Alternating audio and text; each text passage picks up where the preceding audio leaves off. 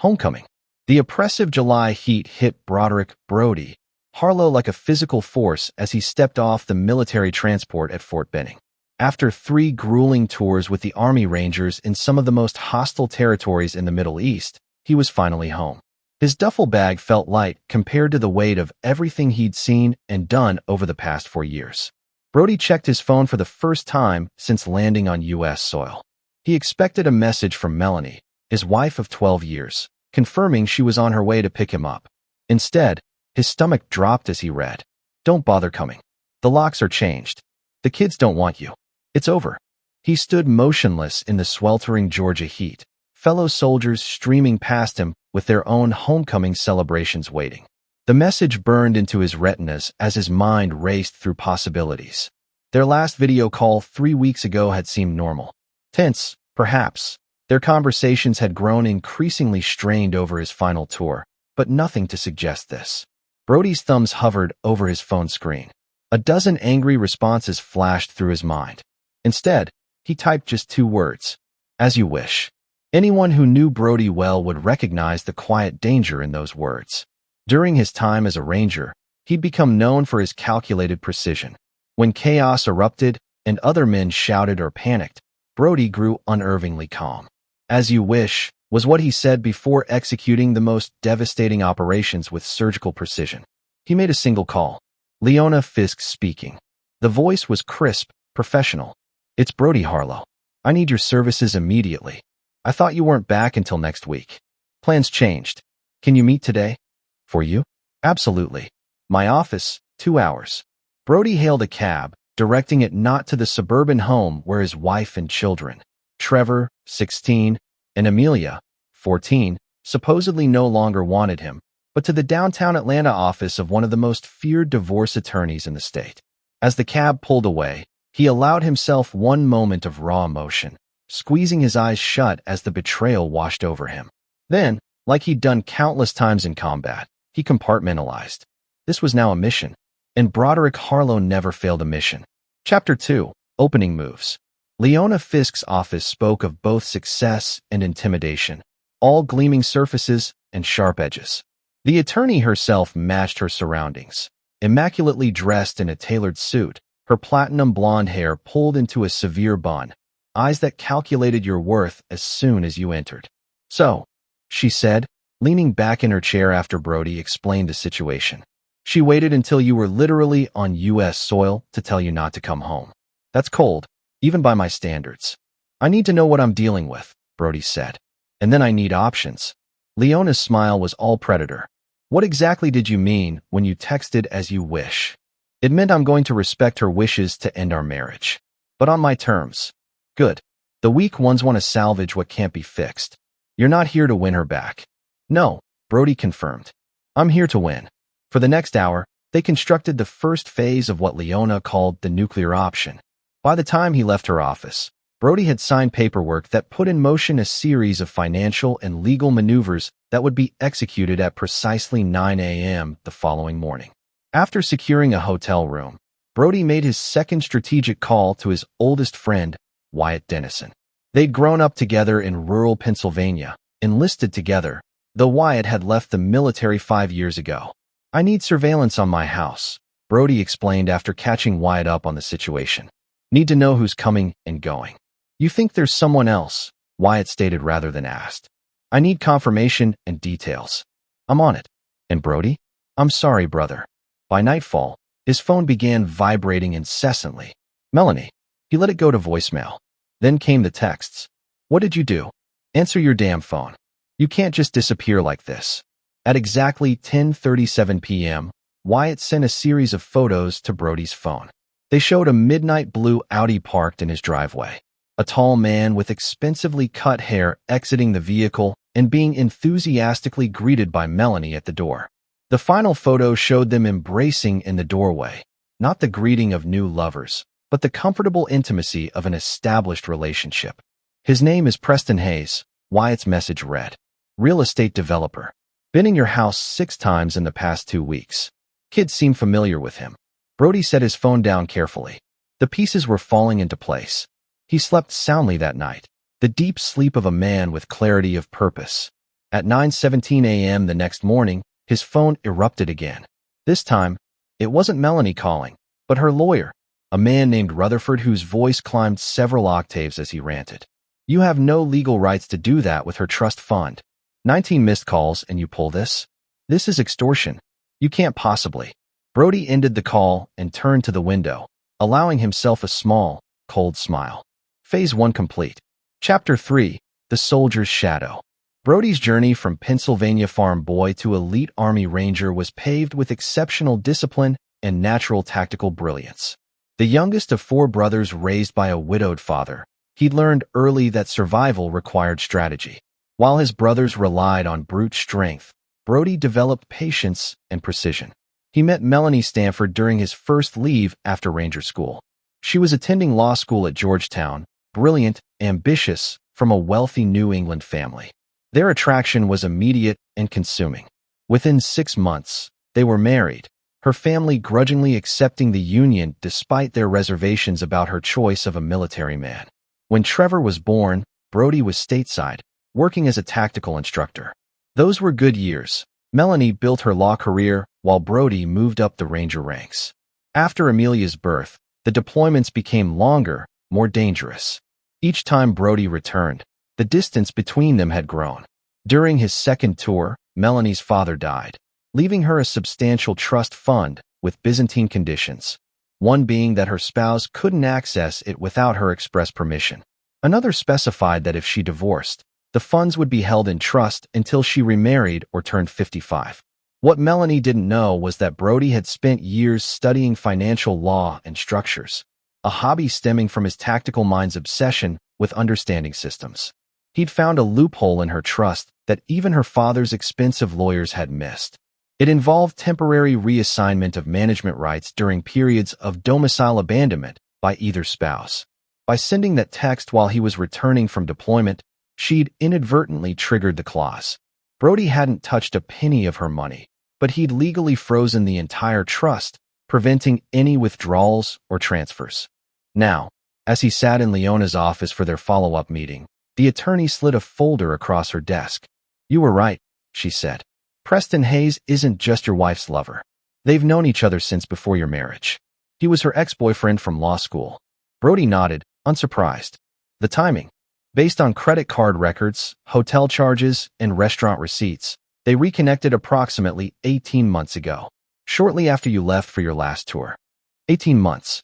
While he was clearing buildings and watching friends die, Melanie was rebuilding her life with someone else, someone who'd been waiting in the wings.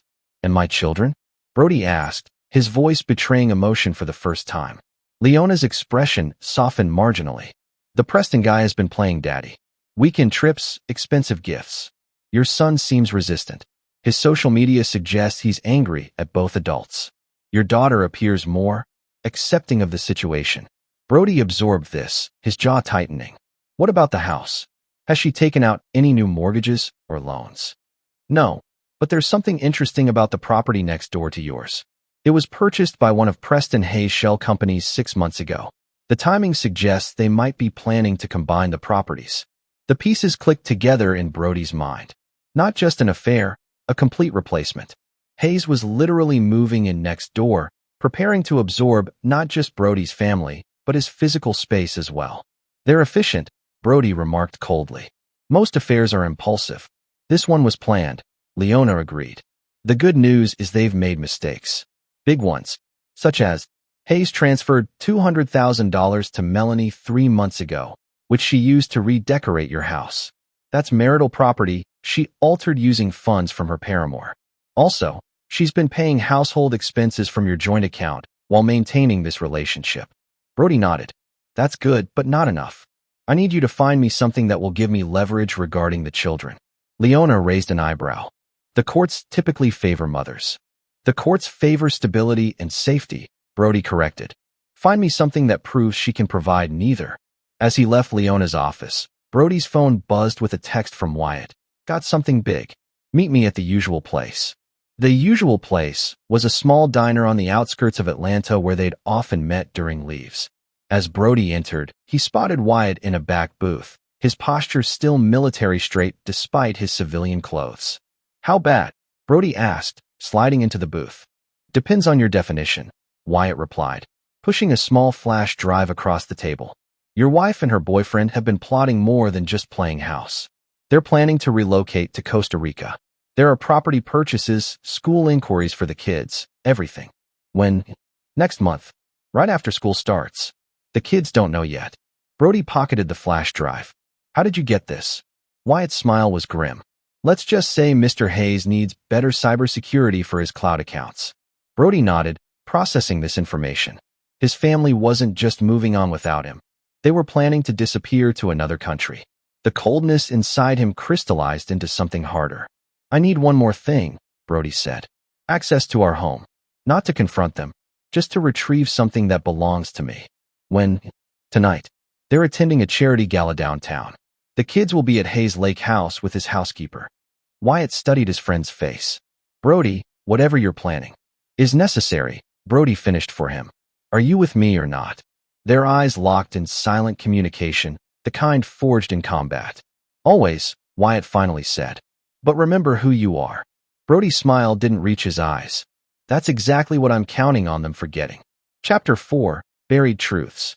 The house looked exactly as Brody remembered it from the outside. A spacious colonial in an exclusive suburb. Inside, however, everything had changed. Gone were the comfortable leather couches he'd selected, replaced by sleek modern furniture in cool grays and blues. Family photos had been removed, the walls now adorned with abstract art. It was as if Melanie had attempted to erase any evidence of their life together. Brody moved silently through the transformed space, cataloging the changes with detached precision. In the home office, he found what he was looking for, a hidden wall safe behind a painting. The combination was Trevor's birthday, just as he'd left it. Inside was a small fireproof box containing his grandfather's medals from World War II, documents from his military career, and a sealed envelope. He took only the envelope, leaving the rest untouched. As he turned to leave, he noticed something on Melanie's desk, architectural plans. He photographed them carefully, detailed renderings for connecting their property with the house next door, creating one massive estate. The plans were dated 14 months ago, 4 months into his last deployment. Before leaving, Brody made one last stop at his children's rooms. Trevor's remained much as he remembered: sports trophies, gaming posters, organized chaos. On his desk was a framed photo that made Brody pause.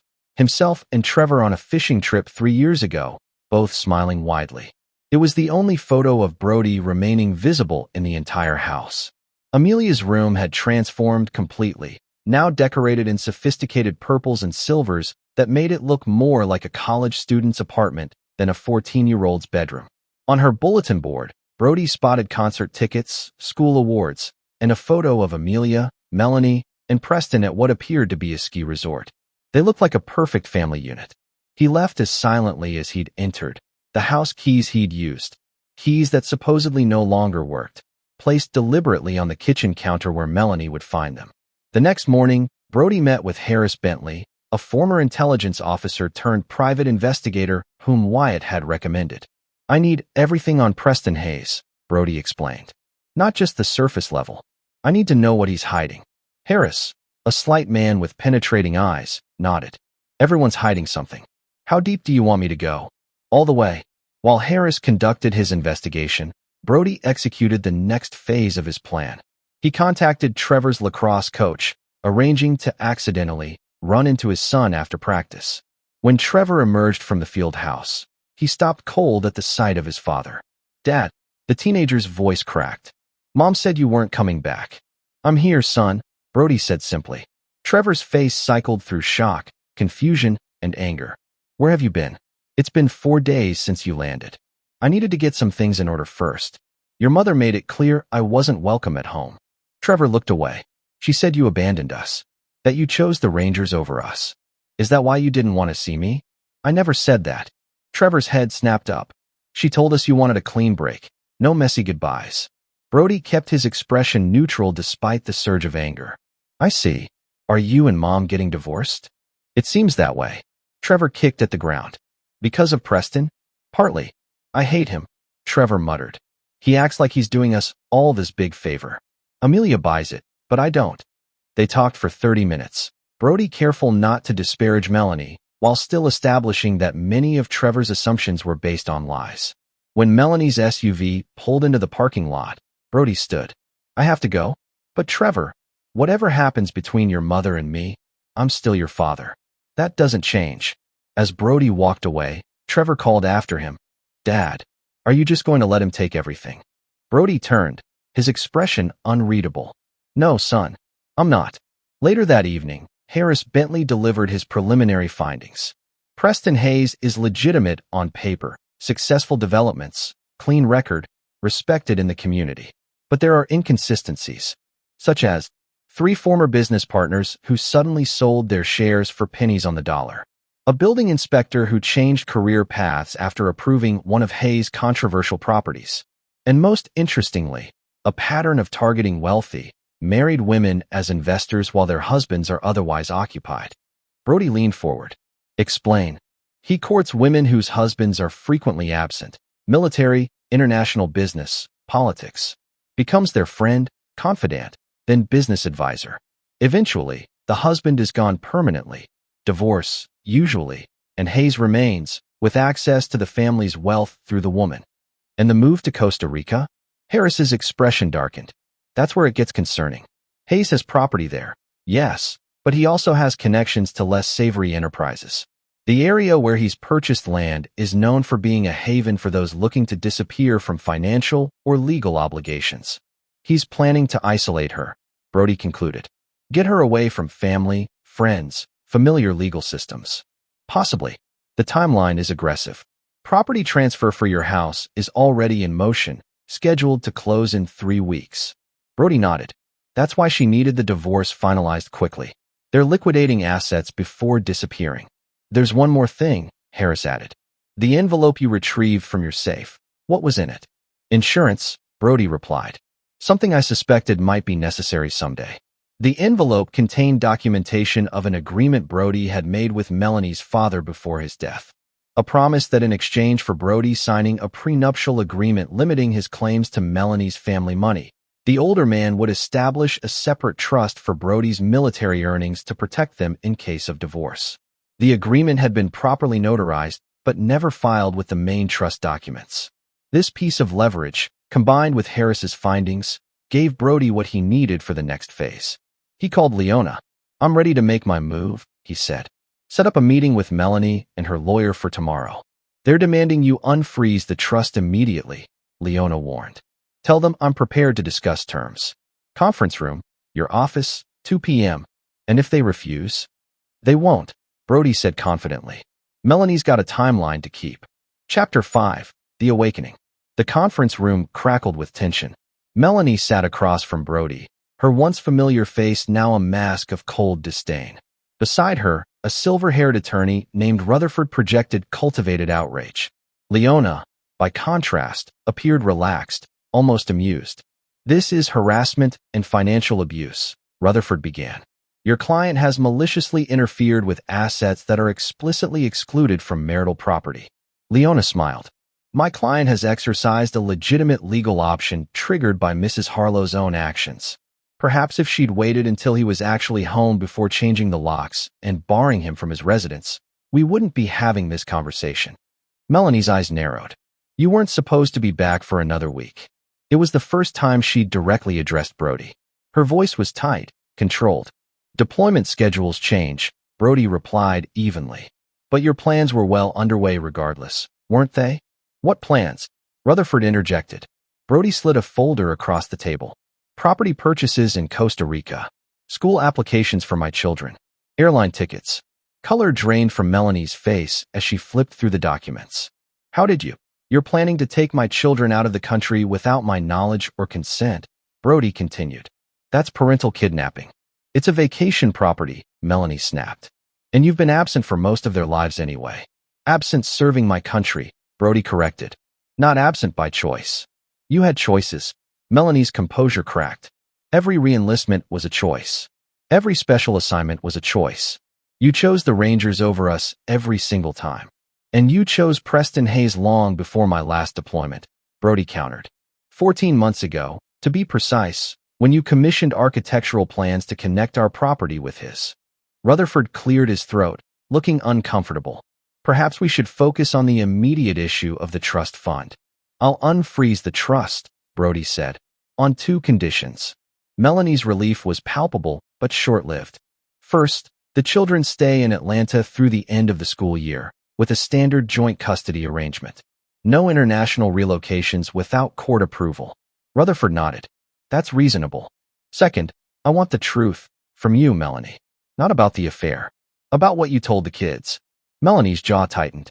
I don't know what you're talking about. You told them I abandoned them. That I didn't want to see them. I protected them from being hurt. Melanie retorted. What was I supposed to say?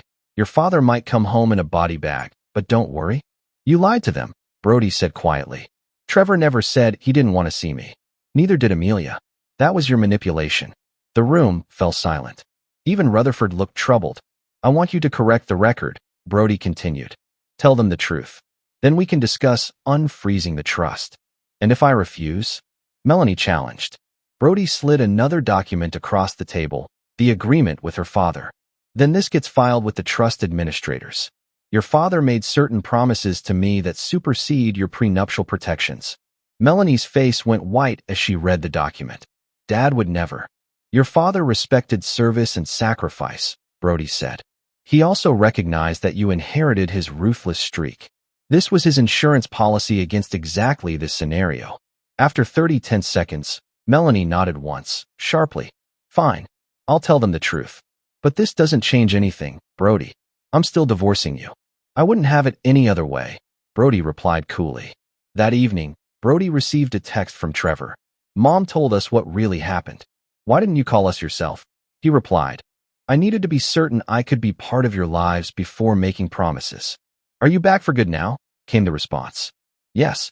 No more deployments. A long pause, then, Amelia's mad at Mom. She's crying in her room. Brody's chest tightened. Tell her I'll see you both this weekend. My place. You have a place? I will by Saturday. The next phase was accelerating faster than anticipated. Brody needed to secure a residence and establish stability quickly. But first, he needed to neutralize Preston Hayes. Harris Bentley's deeper investigation had uncovered concerning patterns. Hayes' business model involved a sophisticated form of real estate fraud, buying properties through shell companies, inflating their values through cosmetic improvements and manipulated appraisals, then selling them to investment groups that included his romantic partners or their family trusts. It's not technically illegal if everyone knows what they're investing in, Harris explained. But Hayes obscures critical details. 3 of his previous romantic partners lost millions before realizing what happened. And Melanie? She's already invested $1.2 million from her trust in his latest development, the one in Costa Rica. The property exists, but the permits, infrastructure, and projected values are all smoke and mirrors. Brody processed this information. So his plan is to get her and her money to Costa Rica, where U.S. financial regulations don't apply. Exactly. And once there, with no support system, she'd be completely dependent on him, Brody finished. For the first time, concern for Melanie flickered through his anger. Despite everything, she was still the mother of his children. She'd betrayed him thoroughly, but perhaps she was being manipulated by someone equally skilled at deception. I need evidence that will stand up in court, Brody decided. And I need to move quickly. What are you planning? Harris asked. To give Preston Hayes exactly what he wants, Brody replied. Or at least, what he thinks he wants. Chapter 6. The Unraveling. Preston Hayes had built his life on calculated risks and the ability to read people.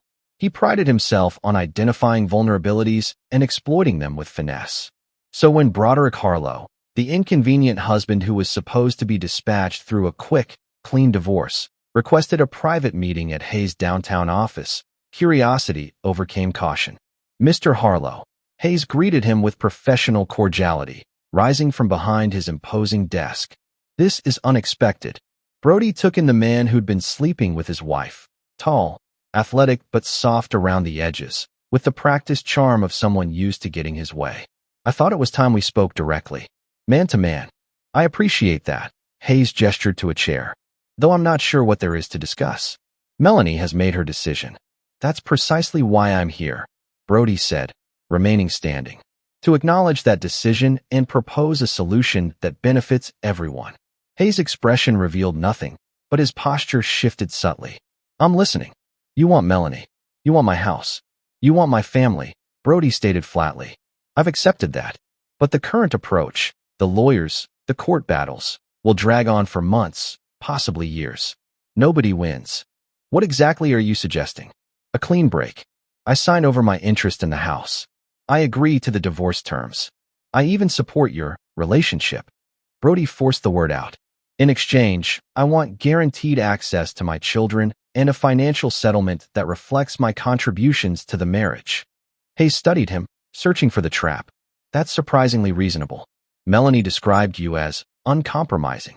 Military service teaches you to recognize unwinnable battles, Brody replied, and to strategically reposition. I see. Hayes leaned back. And what would this financial settlement entail? $2 million. A fraction of what prolonged litigation would cost you. You seem very confident about what litigation would cost me, Hayes noted. Brody shrugged. I've done my research. On everything. Something in his tone made Hayes pause. For a brief moment, uncertainty flickered across his face before his confident mask returned. I'll need to discuss this with Melanie, of course. Of course. But this offer is time-sensitive. 24 hours. That's not much time for such significant decisions. I thought you were a man who knew the value of moving quickly on opportunities, Brody replied. After Brody left, Hayes immediately called Melanie, relaying the conversation. Unknown to either of them, Harris Bentley had installed surveillance equipment in Hayes' office the previous night, with the help of a building maintenance worker who owed Wyatt a favor. He's desperate, Hayes told Melanie. This is perfect. We can wrap everything up cleanly and be in Costa Rica before winter. It seems too easy, Melanie's voice replied through the speaker. Brody doesn't give up. He's a soldier, not a businessman. He's out of his depth. You don't know him like I do. He's playing some angle. Even if he is, what can he possibly do? The trust is unfrozen. The house sale is proceeding. We have everything in motion. What about the children? Melanie asked. We'll honor the custody arrangement until we're ready to leave. By then, he'll be established in his new life, and the kids will prefer our situation anyway, especially with the private school options in Costa Rica. And if he contests the international move, by then, it will be too late. Trust me, Mel. This is what we've been working toward. Everything is falling into place. The recording captured everything. The casual conspiracy to violate custody agreements, the calculated manipulation, the clear intent to defraud through the Costa Rican investment scheme. It was exactly what Brody needed. The next day, Brody received a call from Hayes accepting his terms, with a meeting scheduled to sign paperwork the following morning. That evening, he met with Leona to finalize their countermove. This is thin ice, legally speaking, Leona warned, reviewing the plan. A judge might view the recording as entrapment. The recording is just insurance, Brody assured her. The financial evidence is what matters, the documented pattern of fraud, the misrepresented investments. We just needed Hayes to confirm his intentions regarding my children. And you're sure you want to warn Melanie? After everything she's done, Brody's expression hardened. This isn't about Melanie anymore. It's about protecting my children from both of them. The pieces were set. Phase 3 would begin at 9 a.m. the next day, exactly when Hayes believed he was cementing his victory. That night, Brody received an unexpected visitor at his hotel room, Amelia. She stood in the hallway, tear-streaked and defiant. Mom doesn't know I'm here, she blurted out. Trevor helped me sneak out. Brody ushered her inside, his heart hammering. Amelia, you can't just. Why didn't you fight for us? She demanded. You just disappeared when you got back. You didn't even try to see us. I was told you didn't want to see me, Brody said gently. And you believe that? After everything. Her voice broke. I wrote to you every week. I sent emails when you could get them. I waited for you to come home. And then nothing. Brody knelt before his daughter, seeing for the first time how much she'd grown during his absence. I'm fighting for you now. I promise you that. Mom's selling our house. We're moving away. No, you're not, Brody said firmly. Not unless you want to. Amelia studied his face. Preston says you can't stop it. He says you signed papers. Preston doesn't know what's coming. What does that mean? Brody chose his words carefully. It means that sometimes people aren't who they pretend to be. And sometimes the truth has to come out before people get hurt. Are you going to hurt Preston? Amelia's eyes widened. Not physically, Brody assured her. But yes, I'm going to stop him from taking what's mine, including my family. Amelia nodded slowly. Good. I hate him. He acts nice when Mom's around, but when she's not, he's different. Brody's blood ran cold. Different how? He talks to us like we're stupid. Tells Trevor he needs to man up and stop missing you. Told me I need to adjust to reality because you never really cared about us anyway. Her voice dropped. Last week, he grabbed Trevor's arm when Trevor argued with him. Left marks. The cold rage Brody had been carefully controlling crystallized into something lethal. When did this happen? Thursday. Trevor wouldn't let him in his room, and they got into a fight. Does your mother know? Amelia shook her head. Trevor didn't want to tell her. Said it would just make everything worse. Brody took a deep breath, recalibrating his plans. I need you to go home now. But tomorrow, things are going to change. I promise you that. After safely returning Amelia home, with Wyatt's help to ensure she wasn't detected, Brody made one final call to Leona. We need to accelerate the timeline, he said, and add one more component to our strategy. What's changed? She asked. Everything, Brody replied. Hayes crossed a line he can't uncross. Chapter 7. The Reckoning. The Hayes Development Group offices occupied the 27th floor of Atlanta's premier business tower. All glass, chrome, and calculated intimidation. When Brody arrived for their 9 a.m. meeting, Hayes was waiting with 2 attorneys and a smug smile. Mr. Harlow, he greeted, extending his hand. I appreciate your pragmatism in this matter. Brody ignored the outstretched hand. Where's Melanie? She should be here. Hayes' smile tightened. Melanie trusted me to handle the financial aspects. She'll join us for the final signatures. That won't work, Brody said calmly. I need all parties present before we proceed. One of Hayes' attorneys, a nervous-looking younger man, shifted uncomfortably. Mr. Hayes assured us Mrs. Harlow had approved these terms. Did she approve them in writing? Brody asked. I have her power of attorney for business matters. Hayes interjected smoothly. This isn't a business matter, Brody replied. It's a divorce settlement affecting my children. Either Melanie attends, or we reconvene when she's available. Hayes' jaw tightened momentarily before he forced another smile. Of course. Let me call her. As Hayes stepped away to make the call, the conference room door opened again. Leona entered, followed by a stern-looking man in a conservative suit. Mr. Harlow, apologies for the delay, Leona said briskly. Agent Donovan was held up in traffic. Agent. Hayes had snapped up from his phone. Franklin Donovan, FBI, Financial Crimes Division. The man introduced himself, placing his credentials on the table. I'm here as an observer only, at this point. Hayes' attorneys exchanged alarmed glances. What is this? Hayes demanded, returning to the table. Insurance, Brody replied. Is Melanie coming? She'll be here in 20 minutes, Hayes said, his confident demeanor now visibly strained. Perhaps we should delay until... Perfect timing, Brody interrupted. That gives us just enough time to review some additional documents I've brought. Leona distributed folders to everyone present. These materials document a pattern of securities fraud, wire fraud, and conspiracy spanning 7 years and 3 states. Hayes laughed, but it sounded hollow. This is absurd. A transparent attempt at extortion. No extortion, Brody said calmly. Just facts.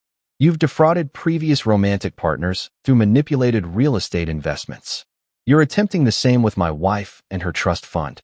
And most recently, you've physically assaulted my 16-year-old son. Hayes' face drained of color. That's a lie. I never. We have photographs of the bruises, Brody cut him off, and witness statements. The conference room door opened again as Melanie arrived, looking confused and increasingly alarmed as she absorbed the scene. What's happening? She demanded.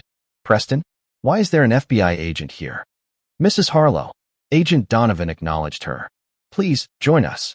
We were just discussing your investment in the Costa Rica development. My investment?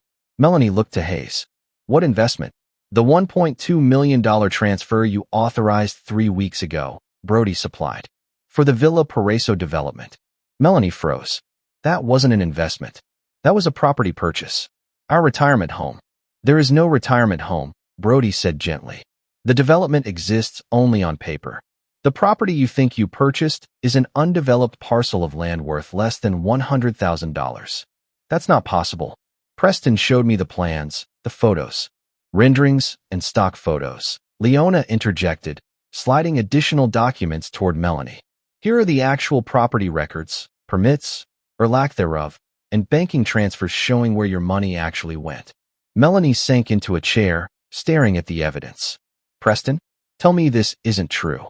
Hayes' mask of confidence cracked completely. Melanie, this is a misunderstanding. The development is in the early stages. The development doesn't exist, Agent Donovan stated flatly. We've been investigating Mr. Hayes for 18 months. Your husband's evidence has simply accelerated our timeline. Melanie's head snapped up. You knew about this? She asked Brody. I suspected something was wrong when I saw the Costa Rica plans, Brody replied. The investigation confirmed it. So this whole meeting was a trap, Hayes spat. Your husband set us both up. No, Brody corrected. Just you. Melanie is as much a victim of your fraud as your previous partners were. Hayes' attorneys were already gathering their belongings, mumbling about needing to consult with their firm partners. And what about Trevor? Melanie asked, her voice barely audible. What did you mean about assault? Brody slid a photo across the table, Trevor's arm, with clear finger-shaped bruises. Thursday night, when Trevor refused to let him into his room.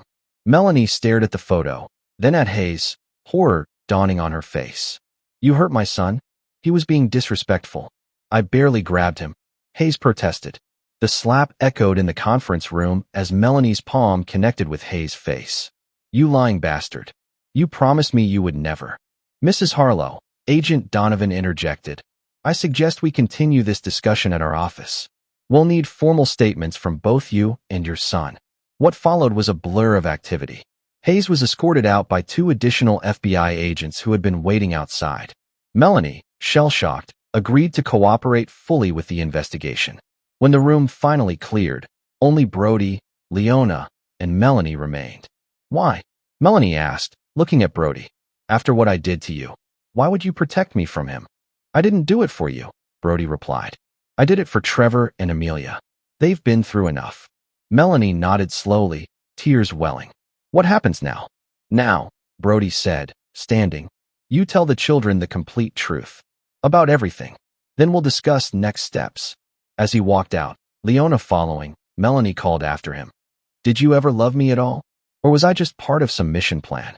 Brody paused at the doorway. I loved you enough to let you go when I thought that's what you wanted. And I loved you enough to stop you when I realized you were being manipulated into something dangerous. But not enough to forgive me, Melanie said quietly. No, Brody agreed. Not enough for that. Chapter 8, Aftermath. 3 weeks later, the legal landscape had transformed entirely. Preston Hayes faced multiple federal charges for fraud and financial crimes. His assets were frozen, his reputation shattered. The FBI investigation had expanded to include 6 additional victims across 3 states. Melanie had moved out of the family home into a modest apartment, the grand house now sitting empty as the legal complexities unraveled. The trust fund had been rescued, most of it, at least, through rapid legal intervention. The Costa Rican property scheme had collapsed entirely. Brody, meanwhile, had purchased a comfortable 4-bedroom house 15 minutes from the children's school.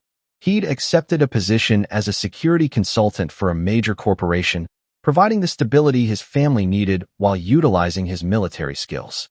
The custody arrangement had been settled without court intervention. The children would split their time equally between both parents, with holidays alternating. Trevor had already claimed the largest bedroom in Brody's new house as mostly mine, while Amelia was still navigating her complicated feelings about both parents.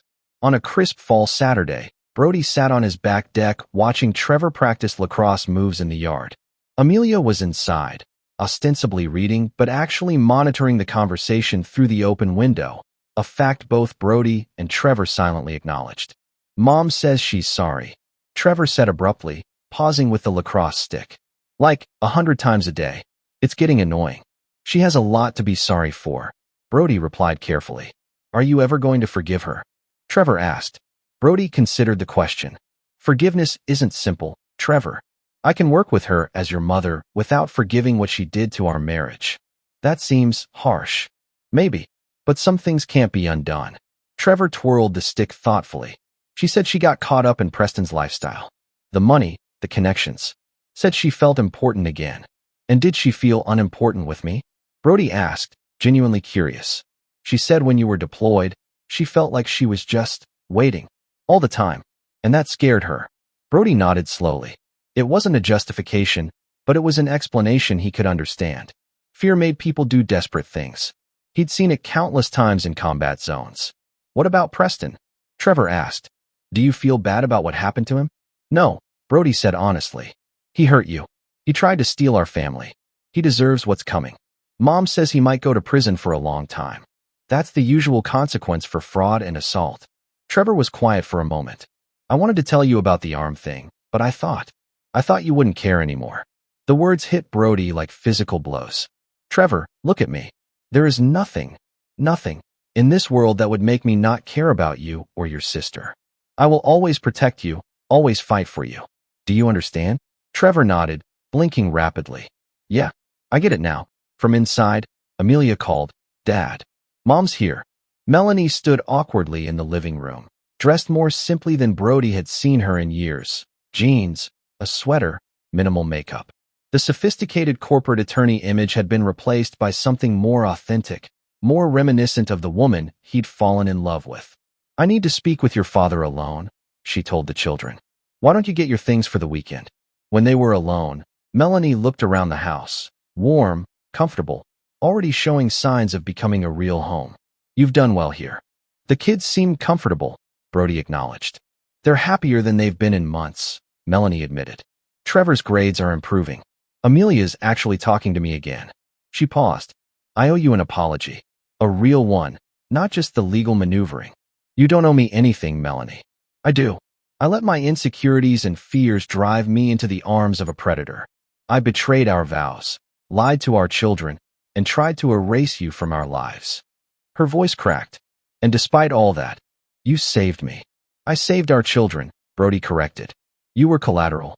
Melanie flinched, but nodded. Fair enough. But I am grateful. And remorseful. More than I can express. Brody studied the woman he'd once built his life around.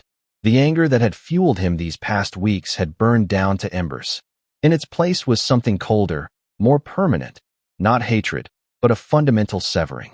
I accept your apology, he said finally. For the children's sake, we'll build a workable co-parenting relationship. But that's all it can be. I understand, Melanie whispered. I didn't come here expecting reconciliation. I needed you to know that I recognize what I threw away, and I'll regret it for the rest of my life. Before Brody could respond, the children returned with their weekend bags. The moment passed, the confession acknowledged but not absolved. Later that night, after dinner and board games, both children asleep in their new rooms, Brody sat on his deck with a glass of whiskey. His phone buzzed with a text from Wyatt. How'd it go with Melanie? As expected, Brody replied. Apologies, regrets, the usual. And you're still holding the line? Some betrayals can't be undone, Brody wrote back. His phone rang almost immediately. You know, Wyatt said when Brody answered, forgiveness isn't just for her. It's for you too. I don't need forgiveness, Brody argued. I need clarity. And I have it now. Clarity, huh? Is that why you're sitting alone drinking whiskey at midnight? Brody smiled despite himself. I'm celebrating a victory. The mission is complete. Bullshit, Wyatt said good-naturedly. The mission was punishment. Now that it's done, you don't know what comes next. There was truth in that, Brody realized. The cold, focused purpose that had driven him since receiving Melanie's text had been fulfilled. Preston Hayes was facing justice. The financial schemes had been exposed. The children were safe and beginning to heal. But the emptiness remained. What do you suggest? Brody asked. Move forward, Wyatt replied simply. Not with Melanie. That ship has sailed. But with life. The war's over, brother. Time to come home for real. After hanging up, Brody considered his friend's words. The soldier in him recognized the wisdom. In combat, you completed the mission, honored the fallen, then prepared for the next objective. You didn't linger in the battlefield once it was secured. He looked up at the stars, the same stars he'd gazed at from desert encampments and mountain outposts.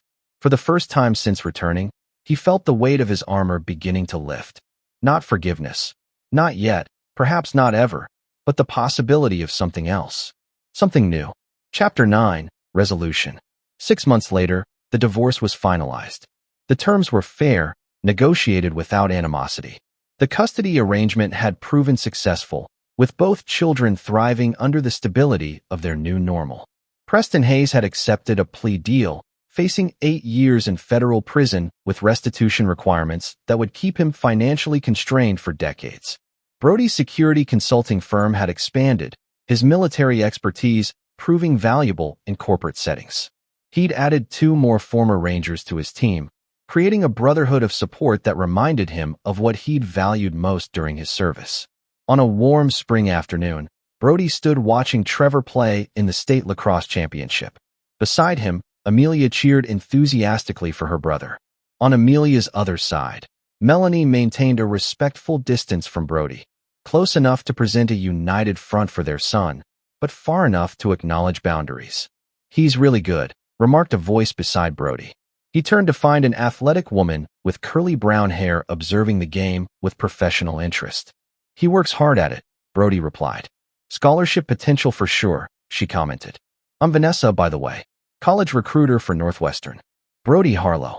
That's my son. Number 17? Great stick skills." Their conversation continued easily through the first half, Vanessa's knowledge of the game impressive. When halftime arrived, Amelia tugged Brody's arm. "Dad, I'm getting hot chocolate. Want some? Water for me?" Brody replied, handing her a few dollars. "Ms. Harlow," Vanessa asked, gesturing to Melanie.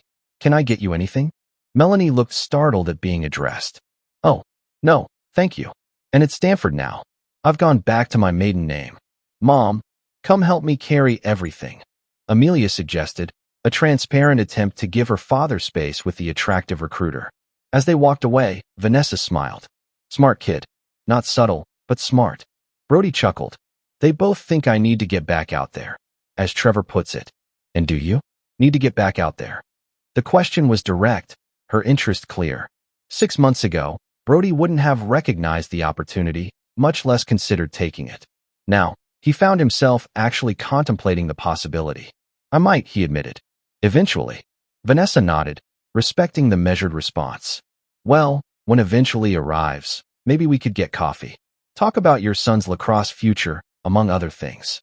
She handed him a business card, their fingers brushing briefly. "I'm in town until Sunday."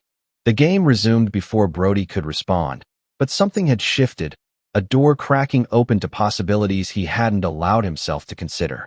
After Trevor's team won in a nail-biting finish, the celebration spilled into an early dinner at the teenager's favorite restaurant. Melanie begged off, citing work commitments, leaving Brody alone with the children. "Who was that woman you were talking to?" Trevor asked between bites of burger. "A college recruiter," Brody replied. "From Northwestern. She was very impressed with your play." "Dad," Trevor rolled his eyes. "She gave you her number." "I saw." For recruitment purposes, Brody maintained, though his slight smile betrayed him. "You should call her," Amelia declared. "She was pretty, and she knew about lacrosse, so she's smart too." "I'll consider it," Brody conceded. Later that night, after dropping the kids at Melanie's apartment, Brody returned to his empty house. He placed Vanessa's card on his desk, not yet ready to act, but no longer automatically rejecting the possibility. His phone buzzed with a text from Melanie. "Trevor can't stop talking about the Northwestern recruiter. Says she might be the one for you. Just a friendly heads up that our son is planning your wedding." Despite himself, Brody laughed. "Thanks for the warning," he texted back. "I'll manage expectations." "You deserve happiness, Brody," came Melanie's unexpected reply. "I mean that sincerely." He stared at the message, unsure how to respond. Finally, he simply wrote, "So do the kids. Thank you for today." It wasn't forgiveness. It wasn't reconciliation. But it was acknowledgement that they had moved beyond the battlefield into whatever came next, separate paths, but linked eternally through the children they both loved. The following morning, Brody woke early for his weekend run. As he laced his shoes, he glanced at Vanessa's business card still sitting on his desk. After a moment's consideration, he picked it up and tucked it into his wallet. The war was over. He had protected what mattered most. He had remained true to his principles, never yielding, never forgiving those who had betrayed him, but also not allowing bitterness to consume him. As he stepped outside into the dawn light, Brody reflected on the text message that had started everything. Don't bother coming. The locks are changed. The kids don't want you. It's over. His reply had been simple. As you wish. Not surrender. Not acquiescence. But the calm declaration of a man who understood that sometimes the most powerful response was to accept the challenge and respond on your own terms. The battle had been fought, decisively won. And now, for the first time in years, Broderick Harlow was truly home. This is where our story comes to an end. Share your thoughts in the comments section. Thanks for your time. If you enjoy this story, please subscribe to this channel.